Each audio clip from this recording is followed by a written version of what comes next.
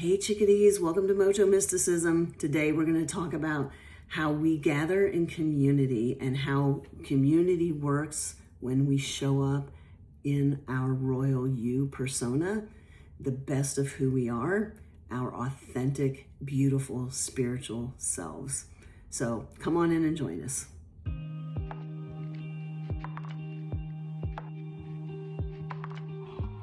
Hey chickadees, welcome in. Today we are rounding out our 7-card energy reading. So it's actually the 7 crescent energy reading, not 7 card, 7 crescent energy reading. Like I've said before this week, maybe I'll get that right in 3 to 4 years. I don't know, we'll see.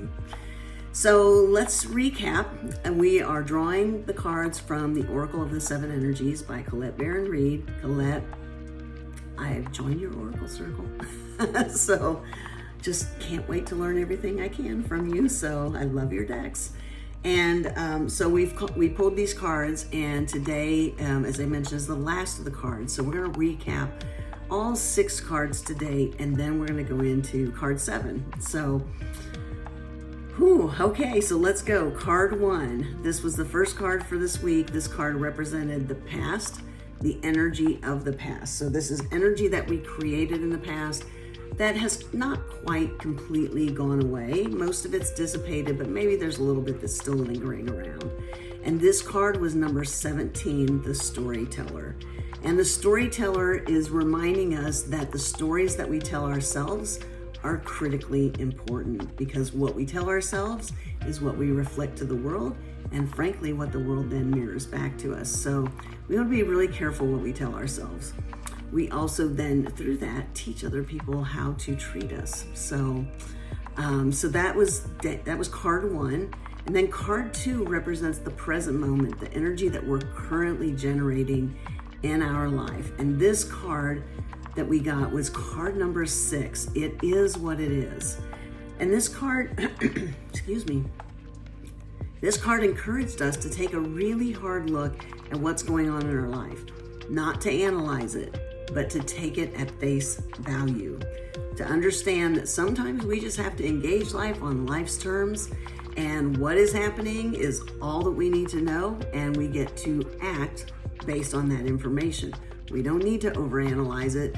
We don't need to go into analysis paralysis about it. We just get the opportunity to act on it. And I think the other thing that happens sometimes is when we're looking at things at face value and we have a desire to kind of get underneath that and to begin to ruminate on it, as I am prone to doing, we're invited to really look at, like, what resistance do we have to just accepting it for what it is? And, are we in denial about what's really going on? And I have found myself in the past, and frankly in the recent past, in denial about what was actually really going on in an area or two of my life. And, when I look at it at face value and I take it for what it is, it's like, okay, well, that's pretty clear actually. So we can save ourselves a lot of time and a lot of energy, and by just accepting what it is, seeing it for exactly what it is and not trying to read things into it, and just dealing with it from there and acting on it, not reacting, but just acting on it. So that was card 2. Then we had card 3, and card 3 was the energy about what was hidden. So these are supportive energies that have not yet taken form, but are there underneath the current, getting ready to coalesce into form. And our card number 3 was the rose's kiss. And this was all about sensuality. So sensuality, yes, and the sexual meaning of that, but also just in engaging our senses, understanding that we have these bodies for a reason, and we get to use our senses to engage with the world around us and to seek pleasure and enjoyment from what's going on around us. So if you didn't see yesterday's video, Melissa and I kind of went into some detail about it, about yesterday, our video yesterday, and we had a lot of fun. So that was card 3. Then we go to card 4. So card 4 is the obstacle. So this is what is standing in our way. And it could be an attitude, it could be a person, it could be a situation, whatever the case may be, but it's something that is an obstacle to you moving along on your path. And the card that we had for this was card number 14, Beautiful Uncaging. So this was about taking that self-inventory. And again, we talked a lot about that last week in our readings last week. And I mentioned then, and it bears repeating, that the month of November and really through the end of this year is all about taking that self-assessment, doing a self-inventory, really understand where you're at and where you want to go, and recommitting yourself to the things that are important to you, whatever the case may be. Because 2026, the heat's going to get turned up and things are going to go very fast. So if you're like me and you thought 2025 was fast, we get an opportunity to see another fast year next year. So, and maybe faster, we'll see. So this is about taking that inventory, releasing yourself and uncaging yourself from whatever guilt you have shackled yourself with.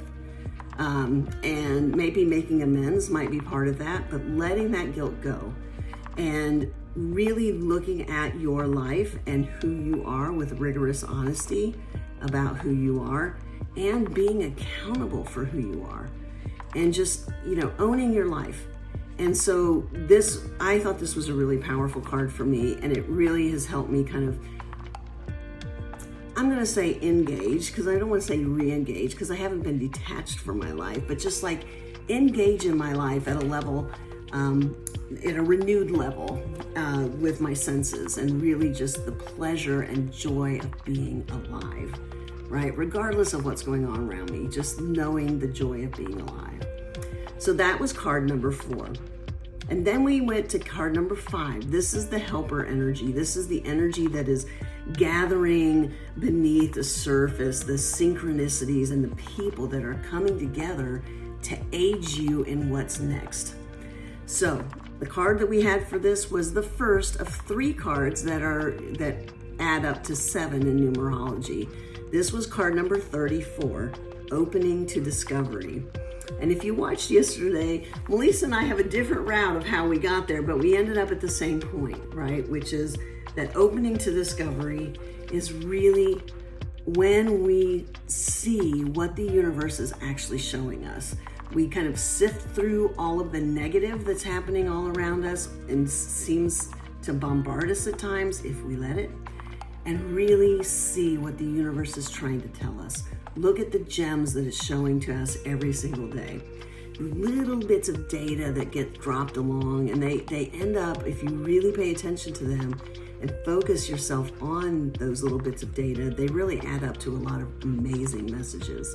So this is what we were looking at with the helpers. And then we moved to card number 6, which was the main card yesterday. And this card is about action. So it's the best action that we can take at this time that's going to move us toward whatever goal we have in our life. And the card we had for this was card number 16, the Royal You. So when we look at the arc of the last 6 cards, or the first 6 cards, and we get to the Royal You, we see that the things that were happening, the storyteller telling the stories, getting those realigned, accepting what was going on and taking life at face value, really engaging our senses. We're waking ourselves up, unbridling ourselves and uncaging ourselves from guilt, and then looking at what signs the universe has for us. All of this is guiding us very specifically back to who we really are. And who we really are is extremely powerful beings that have sovereignty over ourselves. We take responsibility. We are self-confident. We are self-assured. We regulate ourselves. We take ownership of how we feel and how we act in the world. And we have a very quiet sense of empowerment, because power is quiet. We are self-aware. We're not really allowing outside forces to kind of pull us off of our course. And we remain in alignment with our truth. So you can clearly, hopefully you can, I can clearly see where all of these cards led up to that Royal You, to just kind of help us shed the things that aren't skillful, take on the things that are skillful, and step into who we really are, which are incredibly powerful spiritual beings. And so then we arrive at today, the 7th card in our reading. This is the potential outcome.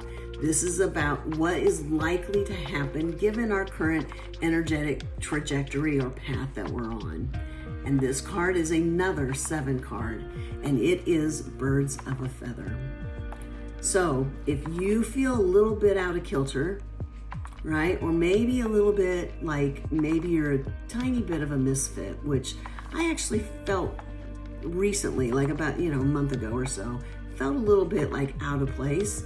And from time to time that will happen. That's because I'm not stepping into authentically who I am and standing in my power.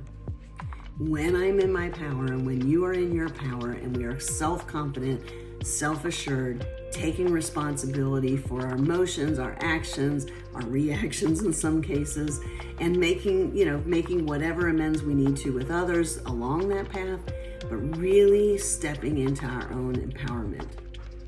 Then we actually embody the person that we authentically are, right? So we shed all this other stuff. And that's when this card applies. And this is card number 25, also a 7. So also in numerology, dealing with the intellect, this wisdom and spirituality. And this card is like I said, 25, but it is birds of a feather. So what does this mean? This means that we can show up authentically as who we are, our royal you, in community with other like-hearted, I know I used hearted on purpose, not like-minded so much, but like-hearted people where we can share ideas, we can grow together, we can work with each other and understand this concept of the group, the we concept before the me concept. We're not saying the me isn't important because the me preceded the birds of the feather. So the me, all the work we did on those first 6 cards to get to the royal you is now paying off because we can step into community with other people that are like-hearted and really participate in community as a collective. And collective power is the strongest power that we can be a part of. So this card is really culminating the entire week and really showing us like what happens when we do this, when we shed the old stories, when we take on the royal you, and we're empowered.